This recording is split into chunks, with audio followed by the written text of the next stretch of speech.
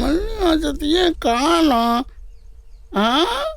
ஏய், இருக்கிற ஒரு வேலையும் ஒழுங்கா பார்க்க மாட்டியா நீ? ராத்திரி வயலுக்கு தண்ணி பாய்ச்ச சொன்னா உன் வயிற்றுக்கு பாய்ச்சிட்டு வந்து நிற்கிற.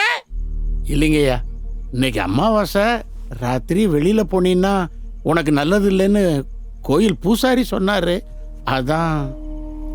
வாயை திறந்தா பொய்யோட சாராய நாத்தமும் நாருது.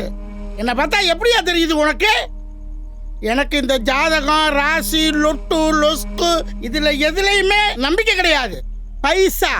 பைசாவை நம்பி இருக்கிறவையா நானு. என் வயலுக்கு அஞ்சா உன் ஜாதகம் வந்து சோறு போடுமா? வயிற்றுக்கு சோறு திக்கிறியா இல்ல வேற ஏதாவது திக்கிறியா? இந்த பார், பொறுமைக்கு ஒரு எல்லை உண்டு. என்ன ரொம்ப சோதிக்காத, அப்புறம் வாயில ஏதாவது வந்துடும். என்ன வீரையா, வாய் ரொம்ப நீளுது. கஷ்டத்துல எங்க நிலத்தை தான் உன்கிட்ட அடமான வச்சோம், எங்கள இல்ல. நாங்க ஒன்னும் அடிமை கிடையாது.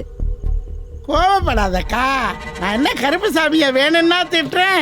இப்படியே பொறுப்பு இல்லாம இருந்தா உங்க நிலைமை என்னாகும்? கல்யாண வயசுல இருக்கிற நம்ம மல்லியோட எதிர்காலம் என்னாகும்னு ஒரு அக்கறையோட தானே திட்டுறேன். உன் அக்கறை என்னன்னு எங்களுக்கு தெரியும். இத வேற எங்கேயாவது வச்சுக்கோ. எல்லாத்துக்கும் ஒரு தகுதி வேணும். நீ எங்களுக்கு உபதேசம் பண்ண வந்துட்டியா? நீ எப்படிப்பட்ட ஆளுன்னு இந்த ஊருக்கே தெரியுமே. பேச வந்துட்டான். நீ என்ன வேணாலும் சொல்லுக்கா. இந்த ஆள் வாங்கின கடனுக்கு நீ கஷ்டப்படுறத பார்த்தா மனசு நோகுது. நான் என்ன மூணாவது மனுஷனா பார்த்தும் பார்க்காம போறதுக்கு? தீர்க்க முடியாத பிரச்சனை ஒண்ணும் இல்ல. என்ன அதுக்கு சில பேர் மனசு வைக்கல. ஊரு மேற தருதல நாயே. போனா போட்டுன்னு வீட்டுல இடம் கொடுத்தா ஏன் பொறுங்கே நக்கிறிய நீ? அதான் அதான் அந்தந்த இடத்துல வைக்கணும்னு சும்மாவா சொன்னாங்க? மொகர கட்டிய பாரு. ஐயா, நாளையில இருந்து எங்க அப்பா வயலுக்கு தண்ணி பாய்ச்ச வந்துருவாரு. அதுக்கு நான் பொறுப்பு. நீ சொன்னா சரி மல்லி, ஆனா தண்ணி பாய்ச்சுற விஷயத்தை மட்டும் கேட்டுட்டு போக நான் இவ்வளவு தூரம் வரல. தர்மபுரி ராமசாமி கவுடா வீட்டுல பணத்தையும் நகையும் கொள்ளையடிச்ச திருட இங்க பக்கத்து காட்டுல தான் பதுங்கி இருக்கானா. போலீஸ் அவனை தேடுது. எல்லாரும் கொஞ்சம் ஜாக்கிரதையா இருங்கன்னு சொல்லிட்டு போனது தான் வந்தேன். உங்க கரிசனத்துக்கு ரொம்ப நன்றி. இத சொல்ல இந்த வேகாத வெயில வந்து ரொம்ப வேர்த்து போயிருக்கீங்க.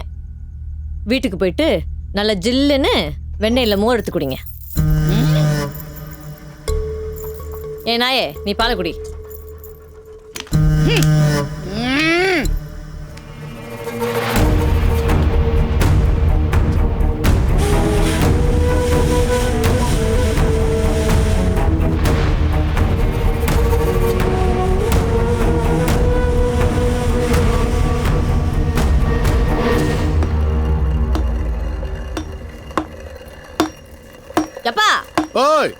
நீ அங்க தட்டுறது இங்க என் தள்ள தட்டுற மாதிரியே இருக்கு.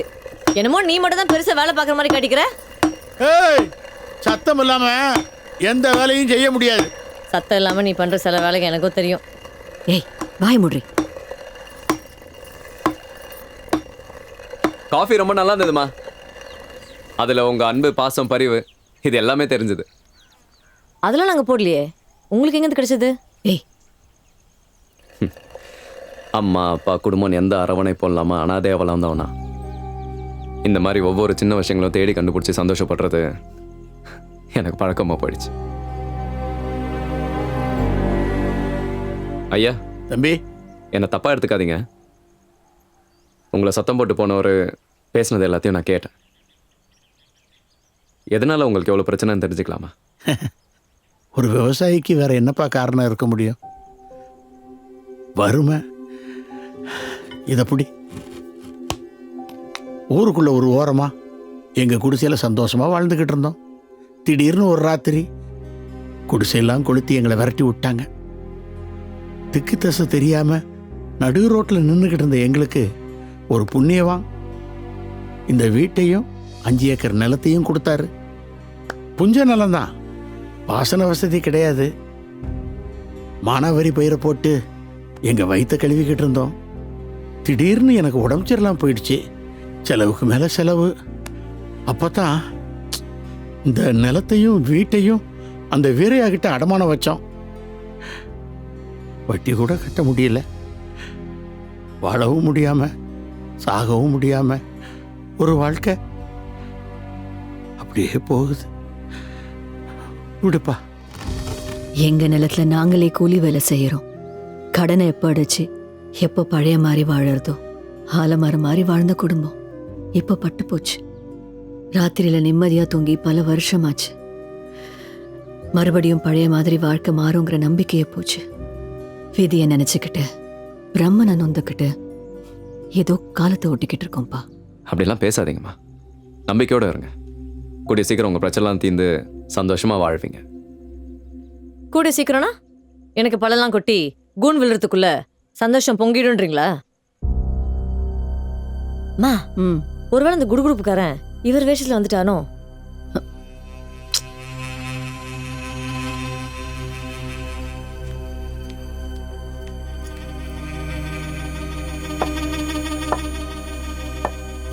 அረ சும்மா வாய வச்சு இருக்க மாட்டேன்.